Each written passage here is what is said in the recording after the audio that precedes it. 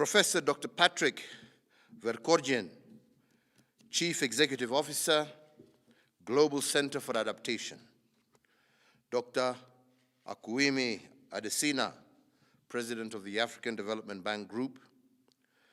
Dr. Ngozi Okoji Iweala, Director General of the World Trade Organization. Ms. Patricia Esponsoza, Executive Director of the United Nations Framework Convention on Climate Change.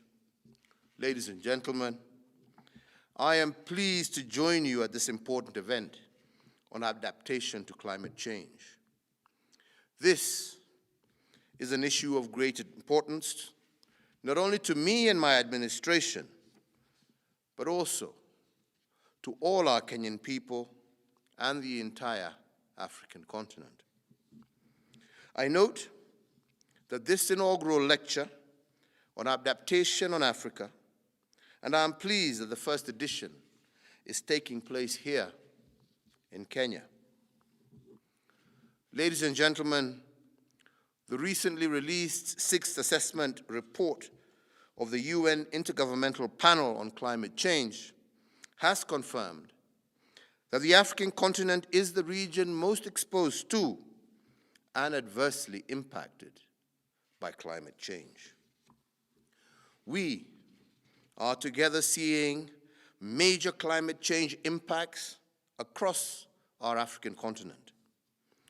These include the ongoing drought that has ravaged eastern parts of our country and precipitated famine, as well as the 2020 floods that we saw here in East Africa, which affected over 1 million people.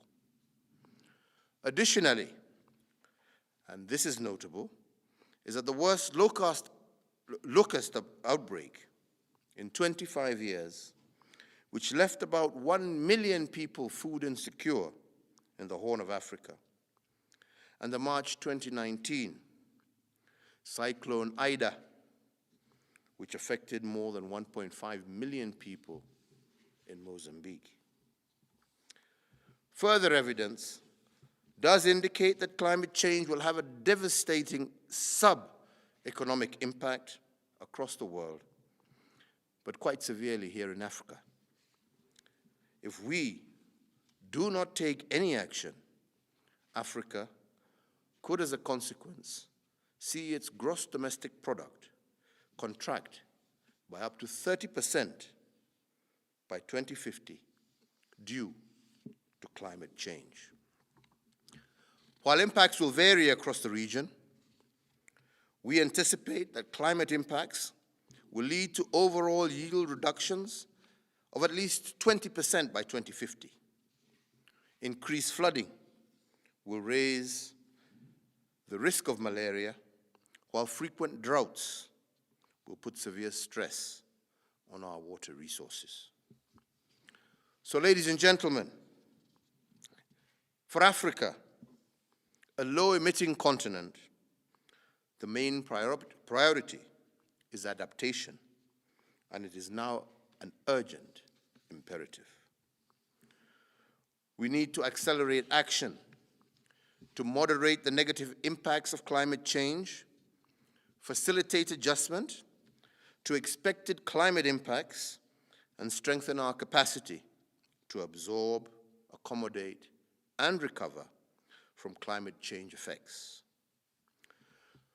While it is relatively more difficult to design, implement adaptation projects, and while fewer resources are currently available for adaptation, we should not lose sight of the fact that adaptation is without doubt smart economics.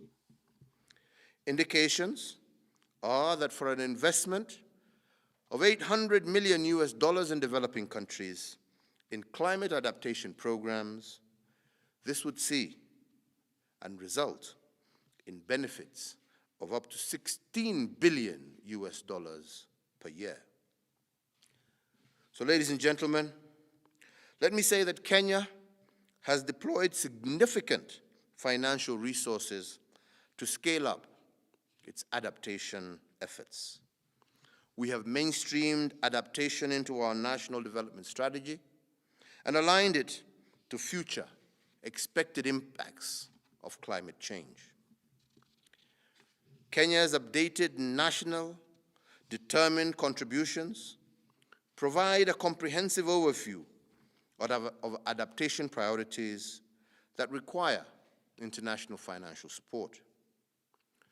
To implement our nationally determined contributions, we plan to invest approximately $8 billion over the next 10 years.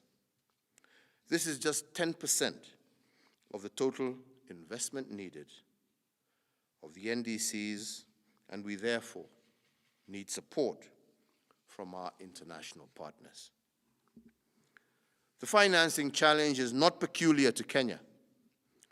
Globally, funding for climate adaptation, which in 2017 averaged around $30 billion a year, would need to increase tenfold to meet the growing needs of vulnerable communities in our warming planet. The COVID-19 pandemic, ladies and gentlemen, has exacerbated the funding situation. Countries around the world have collectively allocated over $20 trillion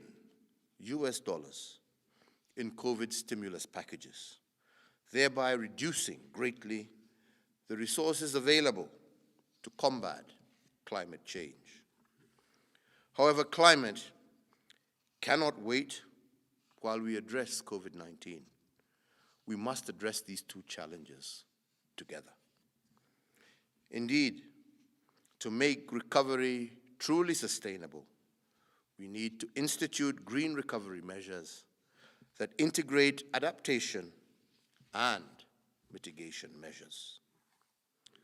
So today I applaud the Global Center on Adaptation for its publication of a comprehensive report on adaptation in Africa, the State and Trend of Adaptation in Africa 2021 report, which is being launched today. This report has identified adaptation actions and investment opportunities that exist in Africa. These opportunities include climate-resilient projects such as mangrove restoration, water storage, drainage rehabilitation, digital agriculture, as well as new innovative financing such as blended financing to de-risk private investment and climate-related debt swaps. So, ladies and gentlemen, I applaud the leadership of the Global Center on Adaptation and the African Development Bank for developing the African Adaptation Acceleration Program. This program, in principle, aims to scale up and accelerate adaptation here in Africa by providing financial and technical support to African adaptation efforts. This initiative greatly paves the way for the continent to manage its climate-related challenges. It is important to appreciate that effective climate adaptation will require a paradigm shift that harnesses the full potential of science and innovation. For example, we need to leverage entrepreneurs willing to test and apply new technologies at scale, broaden the range of drought or heat-resistant crops, and provide real-time weather information. To make this paradigm shift, we will lean on our institutions of higher learning. The University of Nairobi here in Kenya is one of a few African universities that offer graduate programs in climate adaptation. It demonstrates the importance that the government of Kenya attaches to the issue of adaptation.